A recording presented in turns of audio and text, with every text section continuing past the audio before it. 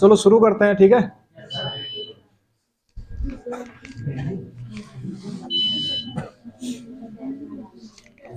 तो स्क्रीन में सबको नजर आ रहा है? उसको देखना। ये हालांकि मैं थोड़ा बहुत कल पढ़ा चुका हूं तुमको, फिर से एक बार और इसको रिपीट कर लेते हैं, ठीक है। और इससे पहले का जो था सोवियत सिस्टम या सोवियत प्रणाली, उसको मैं तुमको बता चुका हूं।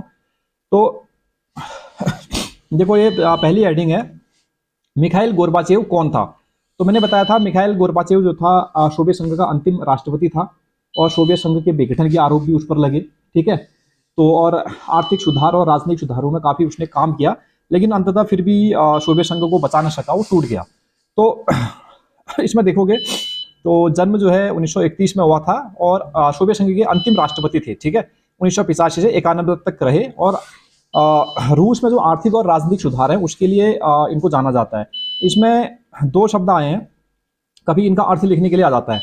एक है पेरेस्ट्रोइका, इसका मतलब है पुनर्रचना, और दूसरा है ग्लासनोस्त, इसका मतलब है खुलेपन। ये आर्थिक और राजनीतिक सुधार शुरू किए, ठीक है। जो आर्थिक और राजनीतिक सुधार थे उसमें पुनर्रचना और खुलेपन की उसमें पैरोकार की इन्होंने, ठीक। तो अगला हेडिंग देखोगे, मिखाइल गोर्बाचेव की उपलब्धियां क्या रही। तो पहले उपलब्धियों को इसको देख लेते हैं। पहली बात है, गोर्बाचेव ने संयुक्त राज्य अमेरिका के साथ हथियारों की होड़ पर रोक लगाई। तो हथियारों की होड़ बहुत ज्यादा हो गई थी ना शीत युद्ध के दौरान, क्यूबा मिसाइल संकट आया, उसके बाद लगातार तनातनी का दौर, तनाव का दौर रहा, तो हथियार दोनों महाशक्तियां बहुत बना रही थी, उस पर उसने कम किया। दूसरा है, अफगानिस्तान और पूर्वी यूरोप से सोवियत सेना को वापस बुलाया। अफगानिस्तान में हस्तक्षेप किया था 1979 में, ठीक। और पूर्वी यूरोप से अपनी जो सेना है उसको वापस बुलाई, यानी कि अंतर्राष्ट्रीय स्तर पर तनाव कम करने की कोशिश कर रहा है गोर्बाचेव। और यह अंतर्राष्ट्रीय तनाव को कम करने की दृष्टि से एक बहुत अच्छा उनका काम था। वह जर्मनी के एकीकरण में सहायक बनी। जर्मनी का बताया था मैंने, जर्मनी को दो भागों में बांट दिया था ना, बर्लिन की दीवार 1961 में बर्लिन की दीवार बनाई गई थी। तो 1989 में उसको तोड़ दिया गया, ठीक। उस समय किसका कार्यकाल था? गोर्बाचेव का ही कार्यकाल था। और उन्हें शीत युद्ध समाप्त किया, ठीक है। शीत युद्ध इन्हीं के समय में समाप्त हुआ, और इसीलिए इन पर क्या है, इनके विघटन का आरोप भी लगता है, यानी कि सोवियत संघ को ये बचा नहीं पाए। अब अगला देखो, सोवियत संघ में सुधारों के लिए गोर्बाचेव को बाध्य करने वाली परिस्थितियां, वो कौन से कारण थे, वो कौन सी परिस्थितियां थी जिसमें गोर्बाचेव को बाध्य किया। उसमें आर्थिक सुधार, वहां तो समाजवादी व्यवस्था थी, वहां साम्यवादी व्यवस्था थी, तो उसमें सुधार लाना क्यों जरूरी हुआ? क्योंकि वहां के लोग देख रहे थे, पश्चिम को जब देख रहे थे, पूंजीवादी और उदारवादी लोकतंत्र को देख रहे थे, वहां खुलेपन की नीति थी, वहां डेवलपमेंट हो रहा था। तो यहाँ उसकी तुलना में कुछ भी नहीं हो रहा था, अर्थव्यवस्था लगभग रुक सी गई थी 70 के दशक में अगर देखें तो यह मजबूर होना पड़ा तो आर्थिक सुधार लाया जाए सोवियत संघ में भी, ठीक है। और जो सोवियत संघ का जो शासन था, वो सत्ता के लोग ऐशो आराम में रहते थे, आम नागरिकों का जीवन बड़ा दूभर था, कठिन था, भ्रष्टाचार बढ़ गया था सरकारी सिस्टम में। तो बहुत सारी ऐसी बातें हैं जिसमें ये सुधार करना जरूरी हो गया था, क्योंकि जन आक्रोश बढ़ता जा रहा था। तो देखोगे इसमें धीरे धीरे नौकरशाही का प्रभाव बढ़ता गया, पूरी व्यवस्था नौकरशाही के शिकंजे में फंसती चलेगी, और ये सोवियत प्रणाली सत्तावादी होगी, और आम लोगों का जीवन क्या हो गया, कठिन हो गया। सोवियत संघ में लोकतंत्र और विचार की अभिव्यक्ति की स्वतंत्रता नहीं पाई जाती थी, तो इसमें सुधार की आवश्यकता थी। तो अभी भी तुम देखोगे जहां पर जो साम्यवादी शासन व्यवस्था में रह रहे हैं, समाजवादी में, जैसे चाइना को देख लो, ठीक है, या आप उत्तर कोरिया को देख लो, ठीक। तो वहां पर क्या है कि अभिव्यक्ति की आजादी नहीं है लोगों को, उसमें भी नहीं थी। लोग अपनी अगर अभिव्यक्ति करनी होती थी तो कार्टूनों के जरिए लिख करके कुछ इस तरह से अपना आलोचना करते थे, आप बोल नहीं सकते थे उस सत्ता के खिलाफ। तो इसलिए लोगों को क्या स्वतंत्रता चाहिए थी, बोलने की, अभिव्यक्ति की आजादी चाहिए थी। सोवियत संघ में एक दल, साम्यवादी दल का प्रभुत्व था।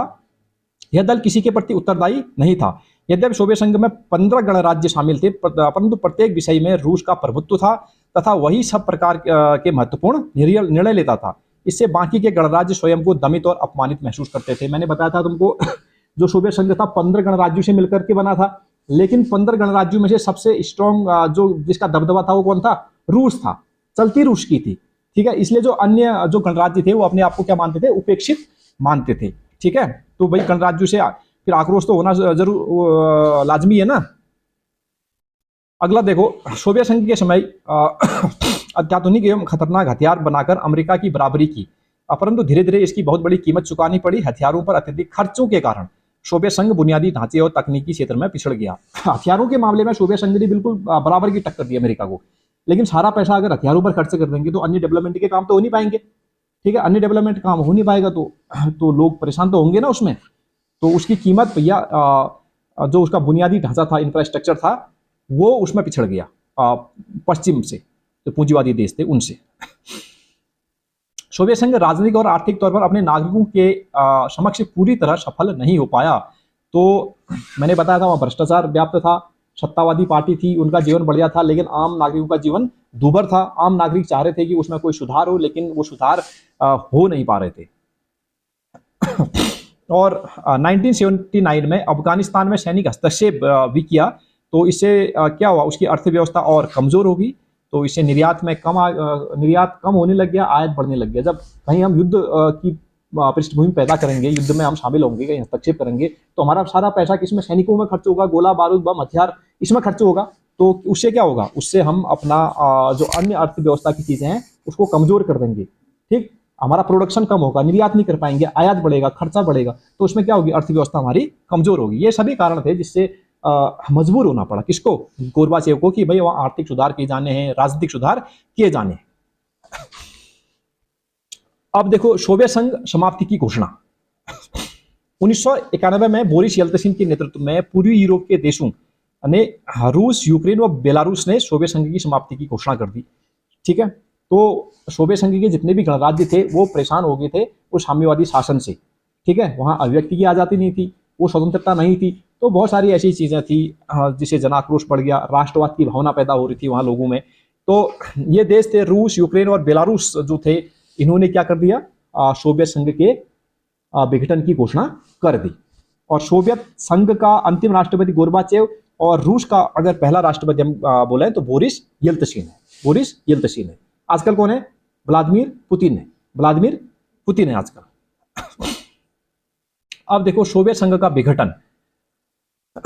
सोवियत संघ का विघटन अब हो जाता है भाई, 15 गणराज्य थे, सभी जगह से आक्रोश है, जन भावनाएं जो सत्तावादी पार्टी जो सत्ता है उसके खिलाफ हैं, तो विघटन होना लाजमी है। 15 गणराज्यों में टूट गया, जिन 15 गणराज्यों से मिलकर के बना था। ठीक है, पूर्वी यूरोप के देश भी उसमें जुड़े थे, मैंने तुमको बताया पहले लेक्चर में। तो वो पूर्वी यूरोप के देशों से जो सत्ता थी, साम्यवादी सत्ता, वो एक के बाद एक गिरते चले गई। तो इसमें देखो सोवियत संघ के गणराज्यों में चल रहे संघर्ष ने देश के विघटन में महत्वपूर्ण भूमिका निभाई। गणराज्यों के संघर्ष से सोवियत संघ की केंद्रीय सत्ता दुर्बल हो गई। एक के बाद एक करके सोवियत संघ के गणराज्य स्वतंत्र हो गए। 25 दिसंबर 1991 को सोवियत संघ का विघटन हो गया। जब इसका विघटन हो गया तो इन्होंने एक चीज बनाया, CIS, इसको स्वतंत्र राज्यों का राष्ट्रकुल कहते हैं। ठीक है, Commonwealth independent state, Commonwealth of the independent state, जो अलग अलग गणराज्य टूटे थे तो उन्होंने क्या किया, स्वतंत्र राष्ट्रों का एक राष्ट्रकुल बना दिया। ठीक है, 15 गणराज्यों को मिलकर सोवियत संघ ने बहुराष्ट्रीय राज्य हुआ करता था, उसमें से 12 गणराज्यों ने मिलकर क्या किया, CIS की स्थापना कर दी, स्वतंत्र राज्यों का राष्ट्रकुल। 3 बाल्टिक गणराज्य, लातविया, एस्टोनिया और लिथुआनिया, तो इसको मैं आगे को मैप में भी दिखाऊंगा।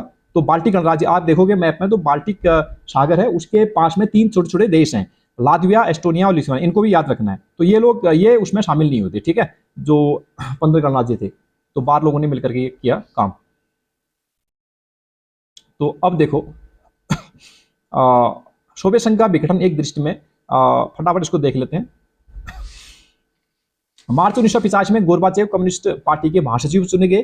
ठीक है, बोरिस येल्त्सिन को रूस की कम्युनिस्ट पार्टी का प्रमुख बनाया गया। सोवियत संघ में सुधारों की श्रृंखला शुरू हुई। 1987 में, जनवरी 1987 में पेरेस्ट्रोइका का अर्थ है पुनर्रचना भी बताया था। तो इसके अंतर्गत आर्थिक और प्रशासनिक सुधारों पर बल दिया गया। 1988 में गोरबाचेव राष्ट्रपति बन गए और लिथुआनिया में आज़ादी के लिए आंदोलन शुरू हो गया। और उसके जो बाल्टिक गणराज्य 2 और है, एस्टोनिया और लातविया में, ये भी फैल गया। मतलब वहां पर राष्ट्रवाद की भावना पैदा हो रही है, हम आजाद हो जाए, इस तरह की भावनाएं पैदा हो रही है वहां के देशों में। 1989 अक्टूबर 1989 में गोरबाचेव ने पूर्वी यूरोप के देशों से सत्ताएं हटा ली। पूर्वी यूरोप तो इसी की तरफ थे ना सोवियत संघ में।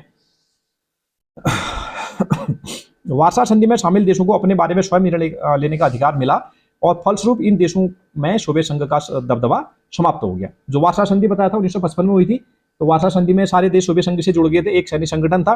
तो अब जो भी पूर्वी यूरोप के देश इसमें जुड़े थे उनको स्वतंत्र मतलब अपना निर्णय लो भैया, इस तरह से उनको अधिकार दे दिया गया, ठीक है। और सोवियत, इसका मतलब क्या हुआ, सोवियत संघ का दबदबा खत्म हो जाएगा वहां पर।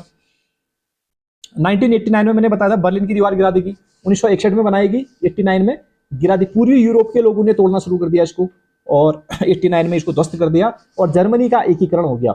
जर्मनी दो भागों में बटा हुआ था ना उसमें, एक दीवार से, करीब 150 किलोमीटर लंबी दीवार थी, तो दो भागों में बांट दिया गया था, पूर्वी जर्मनी और पश्चिमी जर्मनी। पूर्वी जर्मनी सोवियत संघ के साथ था और पश्चिमी जर्मनी अमेरिका के साथ में था। 1990 फरवरी 1990, 72 वर्षों से चला आ रहा कम्युनिस्ट पार्टी का एकाधिकार समाप्त हो गया। सोवियत संघ चुनावों के लिए बहुदलीय व्यवस्था का मार्ग खुला। 1990 में, मार्च 1990 में लिथुआनिया ने अपनी आजादी की घोषणा कर दी। लिथुआनिया वही बाल्टिक गणराज्य का एक देश है, 3 देश हैं बाल्टिक गणराज्य में। कितने देश हैं? 3 देश हैं, लिथुआनिया, लातविया और एस्टोनिया। लिथुआनिया, लातविया और एस्टोनिया। आजादी की घोषणा करने वाला वह पहला सोवियत गणराज्य बना। 1990 में रूसी संघीय गणराज्य ने सोवियत संघ से अलग हो जाने की घोषणा कर दी। तो रूस जो रिपब्लिक था, रूस गणराज्य था, उसने भी घोषणा कर दी। बोरिस येल्तसिन था हेड उसमें उसका, ठीक है। और 1991 में बोरिस येल्तसिन रूस के राष्ट्रपति बने, और रूस के पहले राष्ट्रपति अगर कहेंगे तो वो बोरिस येल्तसिन है। 1991 अगस्त में कम्युनिस्ट कट्टरपंथियों ने गोरबाचेव के खिलाफ विद्रोह कर दिया। विद्रोह असफल रहा। तो जो कम्युनिस्ट कट्टरपंथी थे ना, वो गोरबाचेव को हटाना चाहते थे, क्योंकि गोरबाचेव आर्थिक सुधार कर रहा था और कट्टर कम्युनिस्ट नहीं चाह रहे थे कि सुधार हो, इसलिए उन्होंने तख्तापलट की कोशिश करी। और उस तख्तापलट का विद्रोह, जो विद्रोह तो असफल रहा, और विद्रोह का बहिष्कार करने में बोरिस येल्तसिन काफी आगे आया। बोरिस येल्तसिन जो है नायक की तरह वहां पर उभरा, और अंततः रूस का राष्ट्रपति बना जब सोवियत संघ का विघटन हो गया। 1991 सितंबर में 3 बाल्टिक गणराज्य, लातविया, एस्टोनिया और लिथुआनिया, लातविया, एस्टोनिया और लिथुआनिया, जो सोवियत संघ से असफल हो गए थे, संयुक्त राष्ट्र संघ के सदस्य बन गए, ठीक है, यूएनओ के सदस्य बन गए। ये पहले किस में थे? सोवियत संघ में थे, ठीक है।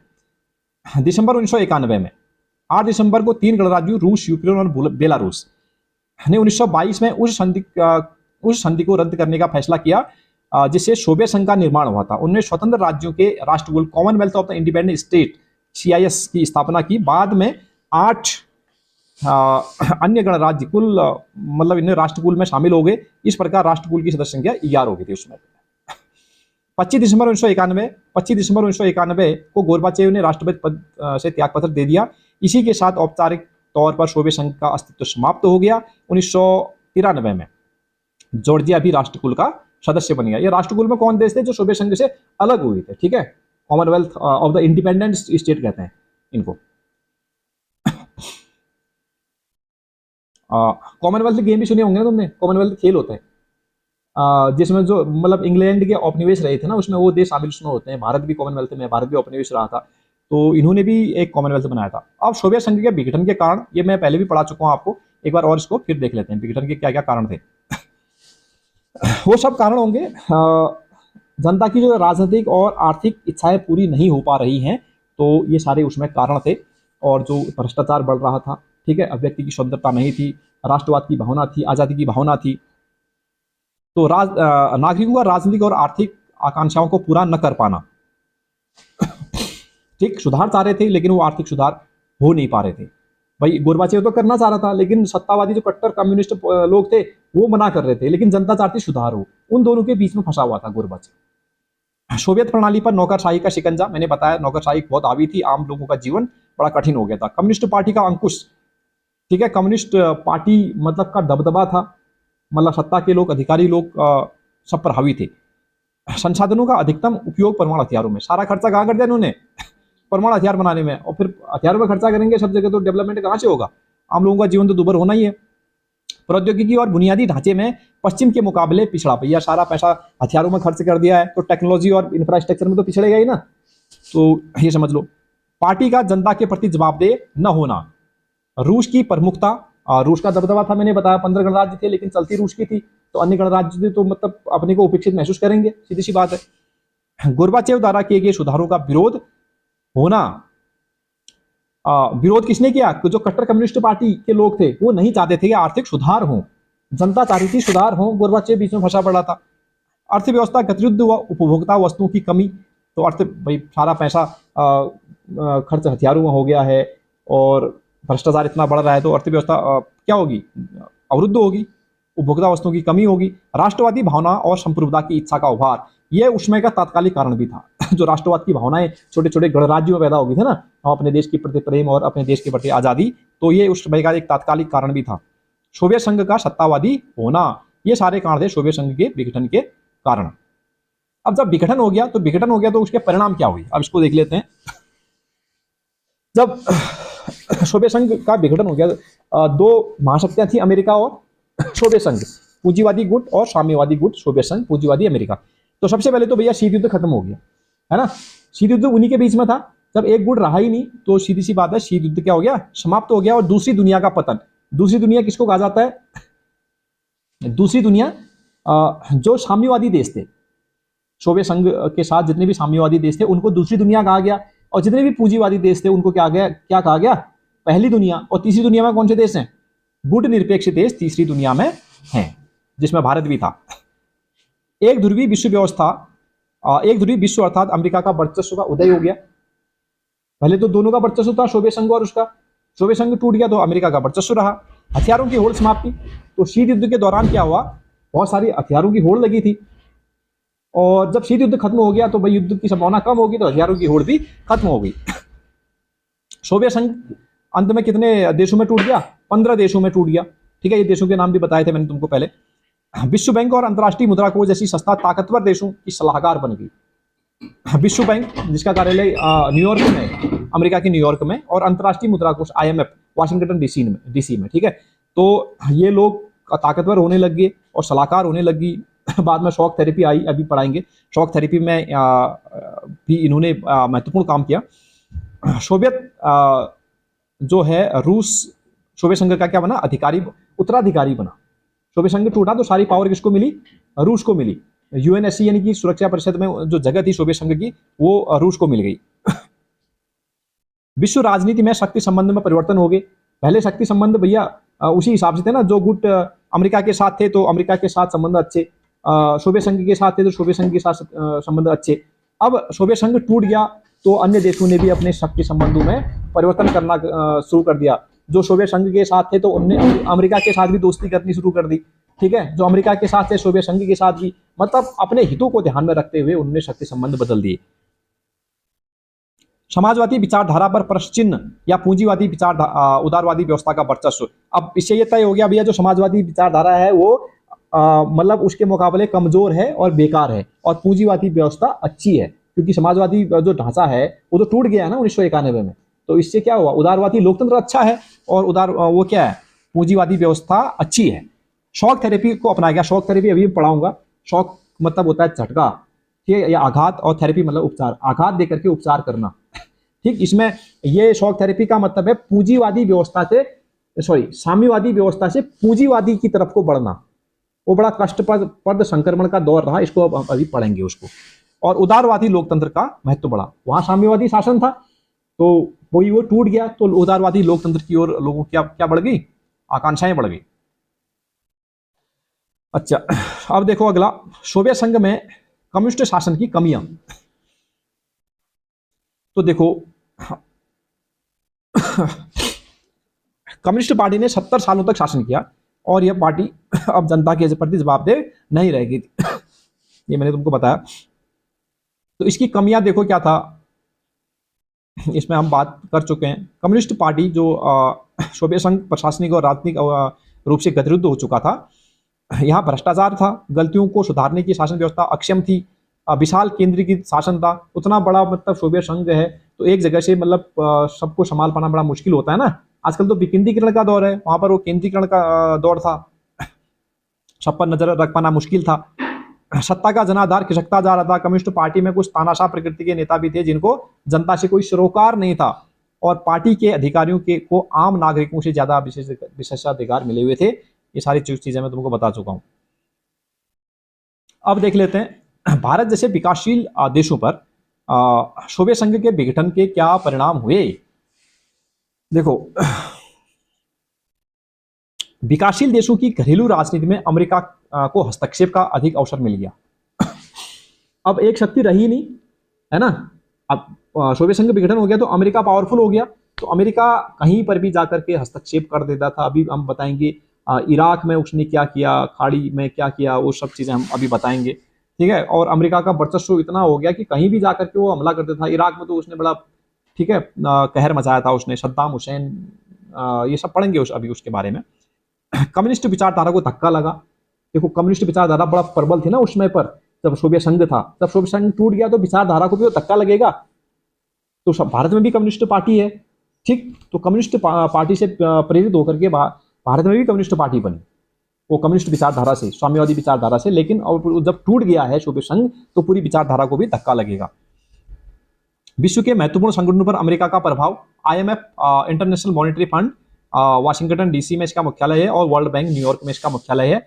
तो इनका प्रभुत्व हो गया। देखो आजकल मतलब विकासशील देशों, विकसित देशों, पिछड़े देशों, ये लोग मतलब हर जगह मतलब अंदर जाकर के काम कर रहे हैं और अपना प्रभुत्व बनाने की कोशिश कर रहे हैं। बहुराष्ट्रीय कंपनियों को भारत व अन्य विकासशील देशों में अनियंत्रित प्रवेश की सुविधा मिली, ठीक है। अब बात करते हैं हथियारों की होड़ की कीमत।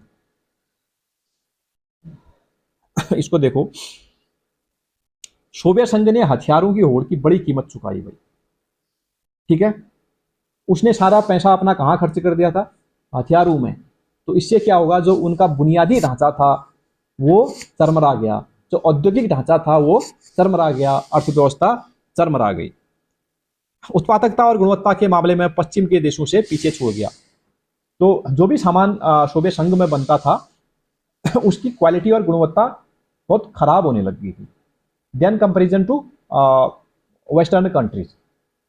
जो पश्चिम में जो सामान बनता था उनकी क्वालिटी अच्छी थी, तो यहाँ क्या हो गया, यहाँ हो गया उसकी क्वालिटी खराब सोवियत संघ में। आया, इतना समझ में आया, ठीक है। अभी 5-6 मिनट बचे हैं, थोड़ा इसको चलो देखते हैं। अब देखो शॉक थेरेपी। अब शॉक थेरेपी क्या है भाई? शॉक का मतलब होता है झटका देना, सदमा देना, आघात देना। थेरेपी का मतलब होता है उपचार करना, यानी कि आघात देकर के उपचार करना, ठीक है। अब ये सोवियत संघ में क्या हुआ, मतलब कि वहां सरकारी सिस्टम था, समाजवादी व्यवस्था थी, है ना। यानी कि उस समाजवादी व्यवस्था को हम क्या करेंगे, पहले आघात देंगे, उसके बाद उसका उपचार करेंगे। लेकिन आघात तो दिया, लेकिन उसका उपचार नहीं हो पाया। वहां की अर्थव्यवस्था क्या होगी, तहस नहस होगी। यानी कि सरकारी सिस्टम को अचानक से खत्म करने की कोशिश करोगे तो क्या होगा भाई, वैसा इंफ्रास्ट्रक्चर आपके पास है नहीं। आप पूंजीवाद का जैसा जो खड़ा करना चाह रहे हो इंफ्रास्ट्रक्चर आपने बनाया नहीं है, तो ध्वस्त हो जाएगा सारा कुछ, है ना। जैसे स्कूल है आपका, अभी आप सरकारी स्कूल में हैं, अगर देखो अचानक ये समाजवादी व्यवस्था का हिस्सा है और प्राइवेट स्कूल भी है, यहाँ तो दोनों प्रकार की व्यवस्था है। अचानक ये स्कूल अगर खत्म कर दिया जाए, तो ये सारे सरकारी स्कूल खत्म कर दिए जाएं, तो अचानक क्या होगा, मतलब बड़ी समस्या किसके लिए आएगी, आपके लिए भी आएगी, हमारे लिए। जो आप लगभग ना के बराबर फीस दे रहे हो स्कूल में, अचानक से 3-4-5 हज़ार फीस देना पड़ेगा। इतना पैसा कहाँ से लाओगे? हो सकता है बहुत सारे बच्चे स्कूल छोड़ दें, ठीक है। तो बहुत सारी परेशानियां अचानक से आएंगी, तो और उसका प्रभाव पूरे समाज पर पड़ेगा। तो देखो जब शिक्षा अच्छी नहीं होगी, पढ़ेंगे नहीं, तो भाई अर्थव्यवस्था कैसे अच्छी होगी, साइंस टेक्नोलॉजी कैसे आगे को बढ़ेगी। तो अचानक से किसी भी व्यवस्था को खत्म करना बड़ा धीरे धीरे खत्म किया जा सकता है, अगर आपकी व्यवस्थाएं अच्छी हैं, ठीक है, प्राइवेटाइजेशन के लिए, तब उसको खत्म किया जा सकता है। शॉक थेरेपी का देखो शाब्दिक अर्थ है आघात पहुंचाकर उपचार करना। साम्यवाद के पतन के बाद सोवियत संघ के गणराज्यों को विश्व बैंक और अंतर्राष्ट्रीय मुद्रा कोष, विश्व बैंक वर्ल्ड बैंक, इसका कार्यालय अमेरिका के न्यूयॉर्क में है, अंतर्राष्ट्रीय मुद्रा कोष, ठीक है, इंटरनेशनल मॉनेटरी फंड, ये भी अमेरिका में ही है, द्वारा निर्देशित साम्यवाद से पूंजीवाद की और संक्रमण, यानी संक्रमण का मतलब परिवर्तन के मॉडल को अपनाने को कहा गया। इसे ही शॉक थेरेपी कहा जाता है। आघात देकर के उपचार करना है। और इस व्यवस्था में क्या होगा, जो आपका समाजवादी मॉडल था, समाजवादी मॉडल से पूंजीवादी मॉडल को आप अपनाओगे। पूंजीवादी मॉडल में जो संक्रमण का दौर है, इसी को हम शॉक थेरेपी कहते हैं। इस शॉक थेरेपी में अर्थव्यवस्था सुधारने की कोशिश तो की, लेकिन अर्थव्यवस्था सुधरी नहीं, बल्कि और ज्यादा बिगड़ गई, तहस नहस होगी, ठीक है, सोवियत संघ में। शॉक थेरेपी के अंतर्गत राज्य की संपदा के निजीकरण और व्यावसायिक ढांचे को तुरंत अपनाने की बात की गई, जिसके अंतर्गत सामूहिक फॉर्म और निजी फॉर्म सामूहिक फार्म को निजी फार्म में बदला गया, पूंजीवादी पद्धति से खेती आरंभ की गई। देखो पूंजीवादी व्यवस्था में जाने का मतलब क्या है, शॉक थेरेपी क्या है कि समाजवादी से पूंजीवाद में जाना सीधे। तो आप सरकारी सिस्टम को खत्म कर दोगे, प्राइवेटाइजेशन को बढ़ाओगे। जो अगर आपकी सामूहिक खेती है, राज्य के नियंत्रण में खेती हो रही है, अब क्या होगा, व्यक्तिगत हाथों में चले जाएगा, निजी हाथों में चला जाएगा। यही शॉक थेरेपी था उस समय। और इसमें किसने महत्वपूर्ण रोल निभाया, वर्ल्ड बैंक, विश्व बैंक और अंतर्राष्ट्रीय मुद्रा कोष ने महत्वपूर्ण उसमें भूमिका निभाई थी। अब देखो शॉक थेरेपी की विशेषताएं क्या है, इसको देख लेते हैं। अब विशेषता क्या होगी, मैंने कहा साम्यवाद से हट करके कहा जाना आपने पूंजीवाद में, और साम्यवाद पूंजीवाद मैंने शुरू में बता रखा आपको, तो वही चीज हमने देखनी पड़ेगी। लिख सकते हो तुम, इतना समझ गए ना ये व्यवस्था क्या है शॉक थेरेपी। अच्छा कहां से, साम्यवाद से कहा जा रहे हैं पूंजीवाद में, और साम्यवाद पूंजीवाद पढ़ रखा है तो वही इसके कैरेक्टरिस्टिक भी होंगे। मिल्कियत का प्रमुख रूप निजी स्वामित्व यानी प्राइवेटाइजेशन, निजी हाथों में होगा। राज्य की संपदा का क्या होगा, निजीकरण होगा, सरकारी नहीं रहेगी, निजीकरण हो जाएगा। सामूहिक फार्म को निजी फार्म में बदलना, ठीक है। पूंजीवादी पद्धति से खेती, अब सरकारी सिस्टम से खेती नहीं, क्या होगा, अब पूंजीवादी पद्धति से, मतलब व्यक्तिगत प्राइवेटाइजेशन होगा। मुक्त व्यापार व्यवस्था को अपनाना, साम्यवादी व्यवस्था में मुक्त व्यापार व्यवस्था नहीं थी ना, तो इसमें क्या करेंगे, खुला बाजारवादी अर्थव्यवस्था तो है पूंजीवादी। भाई तुम भी आओ मार्केट में, ये भी आएंगे, सब अपना सामान बेचो, प्रोडक्शन करो, ठीक है। उससे लोगों को लेकिन एक सहूलियत रहती है कि सस्ता मिल जाता है। मुद्राओं में आपसी परिवर्तन, भाई यहाँ की मुद्रा उस देश में चल जाएगी, वहां की सब इंटरचेंज हो जाती है मुद्राएं, ठीक है। पूरी दुनिया को जोड़ना है ना आपस में। पश्चिम देशों की आर्थिक व्यवस्था से जुड़ाव, अब पश्चिम के साथ ही जुड़ाव करना पड़ेगा, क्योंकि पूंजीवादी मॉडल तो पश्चिम का ही है, उनसे हमने जुड़ाव करना पड़ेगा। पूंजीवाद के अतिरिक्त किसी भी वैकल्पिक व्यवस्था को स्वीकार नहीं किया गया। अच्छा, अब शॉक थेरेपी के परिणाम देख लेते हैं। पूर्णतया असफल, रूस का औद्योगिक ढांचा चरमरा गया। अचानक से किसी भी व्यवस्था को खत्म करोगे, अचानक से, तो वो व्यवस्था चरमराएगी ही, ठीक है। किसी व्यवस्था को खत्म करना है तो अगली व्यवस्था को अपनाने के लिए आपने तैयार रहना पड़ेगा, तब अपना सकते हो। रूसी जो मुद्रा रूबल है, तो उसका वैल्यू गिर गया, उसमें गिरावट आ गई। समाज कल्याण की पुरानी व्यवस्था नष्ट, देखो वहां क्या था, स्वास्थ्य शिक्षा, मतलब सबके लिए बराबर की बात करते हैं ना समाजवादी व्यवस्था में हम, तो वहां पर वो व्यवस्था भी खत्म होगी, प्राइवेटाइजेशन बढ़ेगा, पैसे दे करके भाई पढ़ो लिखो और इलाज करो। सरकारी रियायत खत्म होगी, ज्यादातर लोग गरीब हो गए, तो सब्सिडी मिलती है ना इसमें, देखो आज भी गेहूं चावल गरीबों को मिल रहा है, जो गरीब हैं, तो इसमें ये तो मिलता है। तो अचानक मिलना खत्म हो गया, लोगों के पास पैसा भी नहीं है, तो मतलब बड़ी दिक्कत हो जाएगी भैया, लोग गरीब हो जाएंगे। 90% उद्योग को निजी हाथों में बेच दिया गया, औने पौने दामों में बेच दिया गया। इसी को इतिहास की सबसे बड़ी गराज सेल कहते हैं। जो बहुत सारे उद्योग थे, तो उनको क्या किया, निजी हाथों में बेच दिया, औने पौने दामों में। हालांकि सभी को अधिकार पत्र दे रखे थे, लेकिन जो भाई गरीब लोग थे क्या खरीदेगा, उनने भी अधिकार पत्र किसी एक दलाल को बेच दिए, तो हल्के से दामों में उसने, मतलब उतना महंगी कंपनियां, मतलब कौड़ियों के भाव में खरीद ली उन्होंने। तो अर्थव्यवस्था गिरनी है, आर्थिक विषमता बढ़ी। अब पूंजीवाद में मैंने बताया, पूंजीवाद में अमीर गरीब की जो खाई होती है बढ़ जाती है ना, अमीर ज्यादा अमीर हो जाता है, गरीब और ज्यादा गरीब हो जाता है, तो उनकी जो व्यवस्था, जो अमीर गरीब की खाई क्या होगी, बड़ी होगी। खाद्यान्न संकट पैदा हो गया, माफिया वर्ग का उदय, माफिया वर्ग जराइम पेशा लोग कहते हैं ना, जराइम पेशा, भाई माफिया होते हैं अलग अलग, जैसे कोई पानी का माफिया, शराब का माफिया, अलग अलग कारोबार, मतलब एक तरफा छत्र राज होता है उनका, ठीक है। तो उनका उदय हो गया, अब उन्हीं की चलेगी, मतलब उनकी मनमानी चलती है। उसके बाद फिर आजकल भी कहते हैं ना शराब माफिया है, तो शराब माफिया मतलब शराब का बड़ा कारोबारी है। अमीर और गरीब के बीच का तीखा विभाजन, भैया मैंने बताया पूंजीवाद में तो भाई अमीर ज्यादा अमीर होगा, गरीब ज्यादा गरीब होगा, खाइया बढ़ेगी, तो उनके बीच में विभाजन तो होगा ही। कमजोर संसद और राष्ट्रपति को अधिक शक्तियां, जिससे सत्तावादी राष्ट्रपति शासन, तो यहां पर इन्होंने राष्ट्रपति को ज्यादा ताकत दे दी इन समय पर ना, तो संसद को कमजोर कर दिया।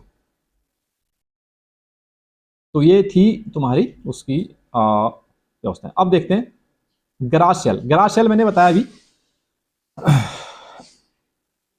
औने पौने दामों में जो सरकारी जो कंपनियां हैं उनको बेच देना, वो इतिहास की सबसे बड़ी ग्रास सेल कहलाई वहां पर, ठीक है। शॉक थेरेपी अपनाएगी, शॉक थेरेपी में साम्यवाद से पूंजीवाद की तरफ संक्रमण का दौर था, है ना, वो संक्रमण का दौर था। इसमें बहुत बड़े उद्योग कंपनियां उनको लगभग 90% जो उद्योगों को निजी हाथों में पौने पौने दामों में बेच दिया गया। इसी को क्या कहते हैं, इतिहास की सबसे बड़ी गैराज सेल कहा जाता है। ठीक है। आर्थिक ढांचे का पुनर्निर्माण चूंकि सरकार द्वारा निर्देशित औद्योगिक नीति के बजाय बाजार की ताकतें कर रही थी, इसलिए यह कदम सभी उद्योगों को मटियामेट करने वाला साबित हुआ। इसे इतिहास की सबसे बड़ी गैराज सेल के नाम से जाना जाता है। ठीक है। तो आज का लेक्चर हम यहीं पर समाप्त करेंगे। तो इतना आया तुम्हारी समझ में? ठीक है, इसको तुम देख लेना और मैं नोट्स भी तुमको प्रोवाइड करा दूंगा, है ना। इसको समझना। फिर अब ऐसा करते हैं, आगे की क्लास हम क्या करेंगे, आगे की क्लास कल करेंगे। ठीक है। अगर कहीं पर समझ में नहीं आ रहा, डाउट हो रहा है, तुम क्वेश्चन पूछ लेना। ठीक है, सीधे समझ लो।